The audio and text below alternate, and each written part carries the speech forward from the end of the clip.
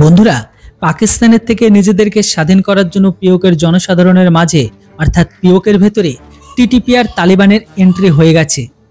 পিওকের কারণে গোটা পাকিস্তান ভূচাল চলে এসেছে। এখানে ভারত কোনো কিছু না করে জিতে যাচ্ছে। পিওকের ঘরের ভেতর থেকে এখন এমন ছবি সামনে বেরিয়ে এসেছে যেগুলো আপনারা আগে কখনো দেখেননি। এখনো পর্যন্ত পিওকের ঘরের ভেতরে রাস্তায় নেমে প্রোটেস্ট করা ব্যক্তিরা পাকিস্তান আর্মি আর পাকিস্তানের সেনাদের রাস্তায় জমিয়ে কোটাই করেছে। পাকিস্তানি সেনাকে রাস্তায় দৌড়ে দৌড়ে মারছে। মার খাওয়া পাকিস্তানি সেনা পিওকের সাধারণ মানুষের কাছে হাত জোড় করে ক্ষমা চাইছে। পিওকেতে অবস্থিত জনসাধারণের উপর পাকিস্তানের সেনা কাঁদানো গাছ থেকে শুরু করে গোলাগুলি পর্যন্ত ছুটছে।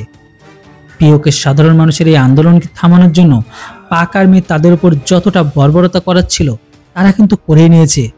কিন্তু আপনারা যদি বিদেশি মিডিয়া, পশ্চিমী মিডিয়া বা ইউএন সবাই কিন্তু এখন পিওকের ঘরের ভেতরে অত্যাচারের উপর কোনো টু শব্দ বা কথা পর্যন্ত বলেনি। কিন্তু যখনই কাশ্মীরের ঘরের ভেতরে ভারতের তরফ থেকে একটা পাতাকে পর্যন্ত ফেলায়, তখন ওই সমস্ত লোকগুলো তারা বুক পিটিয়ে বলতো। এই মুহূর্তে তবে সেখান থেকে এমন খবর বেরিয়ে আসছে যেটা গোটা বিশ্বকে অবাক করেছে। পিওকের জনতাকে পাকিস্তানের কাল টিটিপির সমর্থন তারা পেয়ে গেছে। টিটিপি মানে তেহরিক তালিবান তারা জানিয়ে দিয়েছে পাকিস্তানের খেলাফ তারা পিওকের সাথে থাকবে। টিটিপির ঘোষণার পরে পাকিস্তানের ঘরের ভেতরে ইমার্জেন্সির মতন অবস্থা হয়ে যায়। এরই মাঝে চীনও একটি অনেক বড় দাবি করেছে যে টিটিপি পিওকে কবজা করে সেখানে শরিয়া আইনকে আনতে চায়। চীন এই বিষয়টির উপর আফগান সরকারের সাথে কথা বলেছে যে আপনারা টিটিপির সাথ দিচ্ছেন, যেটি অনেক ভয়ঙ্কর প্রমাণিত হতে পারে। কেননা এখন চীন নিজেই টিটিপির ভয়ে আছে। কেননা পিওকের ভেতরে যতগুলো চীনের প্রজেক্ট আছে সেগুলি সব টিটিপির কারণে বন্ধ। টিটিপি চীনের কর্মরত কর্মচারীর উপর নিশানা লাগাচ্ছে, কারণ চীনি ইঞ্জিনিয়াররা চীনি কর্মচারীদের মারছে টিটিপি।